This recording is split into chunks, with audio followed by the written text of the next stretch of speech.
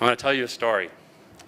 Once upon a time, when I was taller and had more hair, I got my first grant to conduct intervention research with the School District of Philadelphia. We wanted to study a promising intervention for children in autism support classrooms. We trained teachers in evidence-based practices. We gave them all the support materials they needed in very pretty boxes to take back to their classroom, and we sent experts into their classroom every other week to coach them. To do all this, we had to recruit teachers. So I went door to door like a Fuller brush salesman, talking to teachers, asking them to participate in our study. Many were new to working with students with autism, and they were desperately appreciative of any support we could give them. Others were cautiously interested. They wanted help, but they were justifiably concerned about the more work we were asking them to do. There's one teacher who really stands out to me. She'd been working in a classroom of children with autism for 20 years in the same impoverished school district. And her classroom was not that different than a lot of classrooms where our students with autism are educated. I think it's important to remember that these large urban school districts like New York or Philadelphia comprise about 0.5% of all school districts in the United States, but they serve almost 1 in 4 children with autism. And if we want to make a change in the lives of individuals with autism, we have to make a change in these places. So I met with this teacher. I gave her my sales pitch. She listened to me very patiently. She was very nice. And she said, I'll be in your little study, but I'm not going to change what I do. I know what works and doesn't work in my classroom. So over the course of the study, we enrolled teachers in 83 schools. We provided them with a lot of support. Most teachers did not implement this intervention the way it was designed.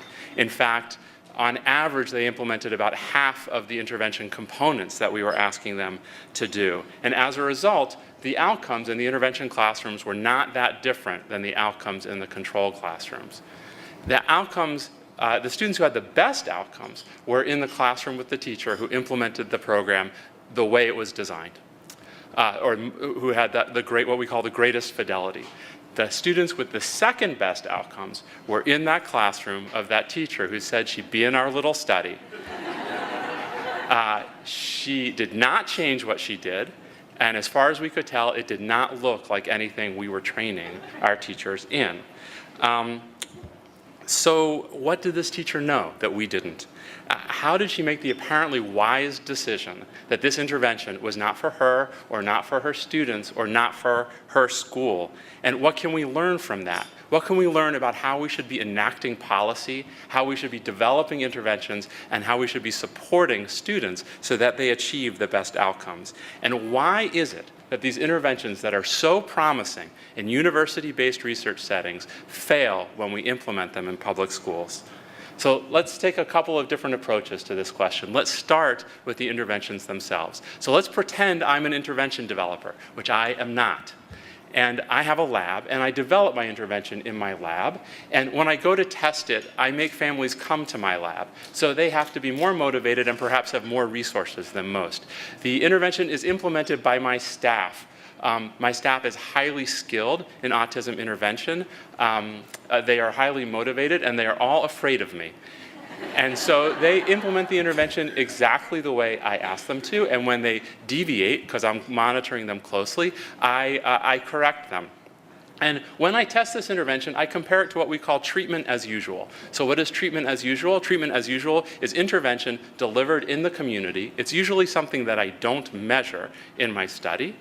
And it's delivered by people often with less experience and less resource than the people in my lab. So it's probably no surprise that it turns out that the families in my intervention group do better than the families in treatment as usual. So then I write a paper about it, and I send it to a journal, and it gets published.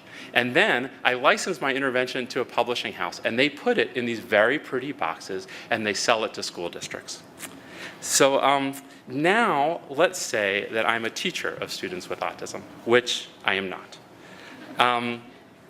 My district just bought this evidence-based, university-developed intervention that comes in very pretty boxes, and they tell me that I need to use it.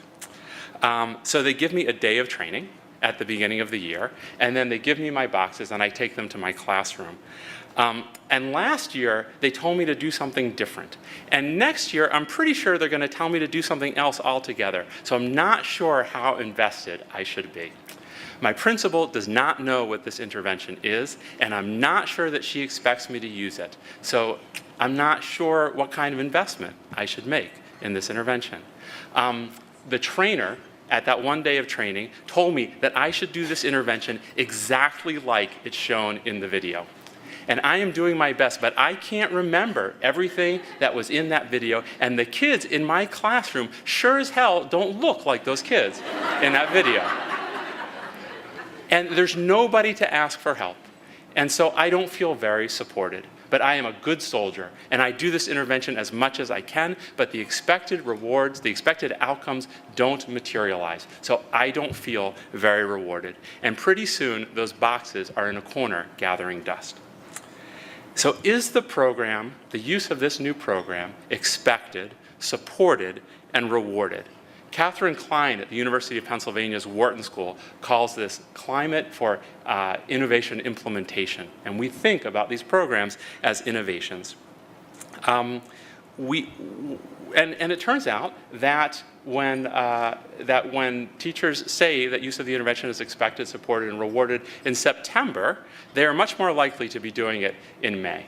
It's not a surprise. But what's more intriguing is that the best outcomes were in the classrooms with the good climate and the high fidelity. And when climate was poor, even when fidelity was high, student outcomes were much worse. So what does this mean? It means it's not enough to train teachers. We have to make sure that they understand that district officials and principals expect them to use the intervention. We have to support them in their use, and support does not mean training and praying.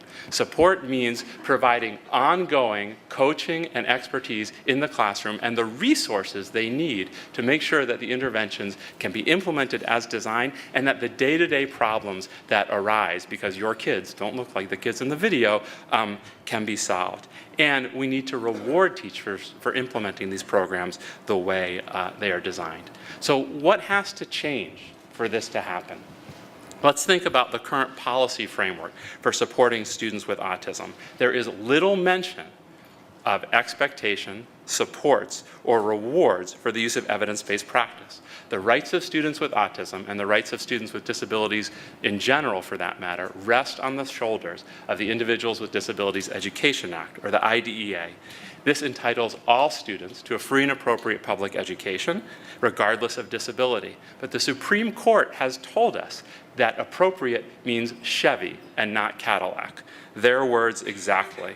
The IDEA identifies a minimum bar, not an ideal. It is also a vastly underfunded mandate. Congress has never appropriated all of the funds that it said it would to support special education. Schools, therefore, have to work hard just to be in compliance with the law.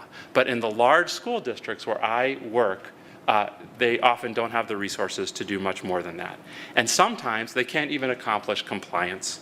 Since 1990, when autism was identified as a separate special education category, there have been dozens of class action lawsuits that are brought against schools and districts and states saying that those schools fail to meet the needs of those individuals with autism the way that they are required by law. The overwhelming majority of these suits focus on identification, on assessment, on monitoring, and rarely on training. Not a single class action suit mentions outcomes, and not a single class action suit mentions evidence-based practices. We should fight for the rights of our children, but I would argue that we often have been fighting for the wrong things.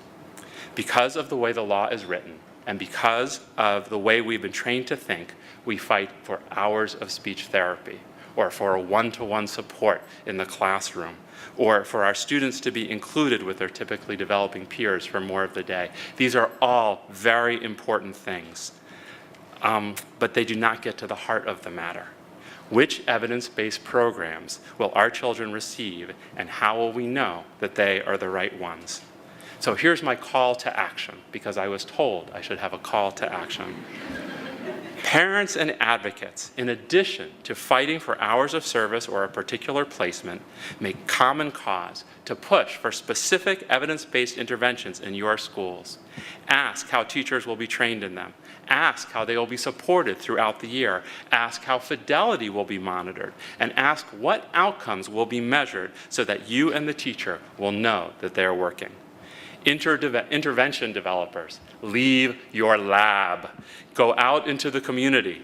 Partner with the people working in the places where you hope your interventions will be used. See what resources are available and develop your interventions with those resources in mind. The boxes may not be as pretty when you are done, but you will have a much greater effect on the lives of people with autism. District administrators and principals, support your teachers.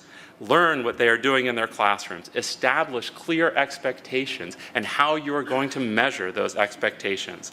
Ask your teachers if they need help and make sure that they get it. Policymakers, and this is my last call to action, process is important, but outcomes are more important.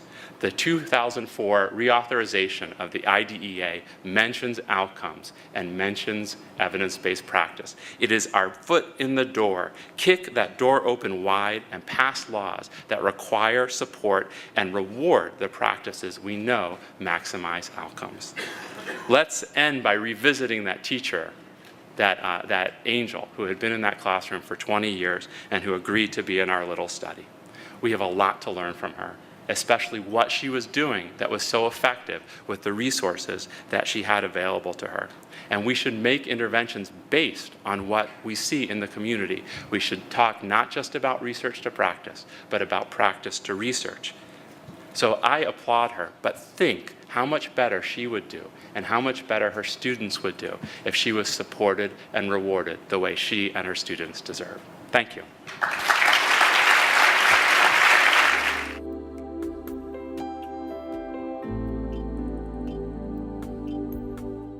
Oh, yes. And one of the things we know, I mean, think about how your own mind works and how you learn new things. The way you learn new things is by constant repetition up front. And think about how we treat and teach children with autism. We're not that different, right? And so if we want teachers to change their practice who have a million things going on at the same time, we need to front load the support we offer them to make those new practices habit so that they can sustain after the intervention training ends. Oh, you know, we're slashing budgets, and we are fighting with unions. We do not value teaching in general as a society the way that many other societies do. If you look at many other countries that we think of as having successful public education programs, they make teaching much more of a noble calling. They have a much higher bar to get into their teachers' college, and they pay teachers much more than we pay them now. Well, some of them don't have unions, some of them do have unions. Some of them are socialist countries. I'll just put that out there.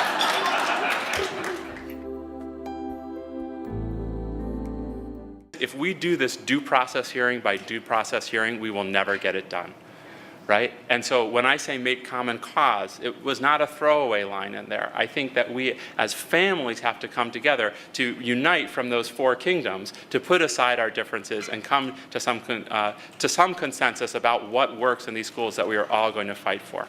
With regard to ABA, and we can't endorse a particular methodology, this is a fundamental misunderstanding of ABA. Right? And I think often when ABA is a set of principles upon which we do a lot of things. And those teachers are, knowingly or not, introducing those behavioral principles into their classroom.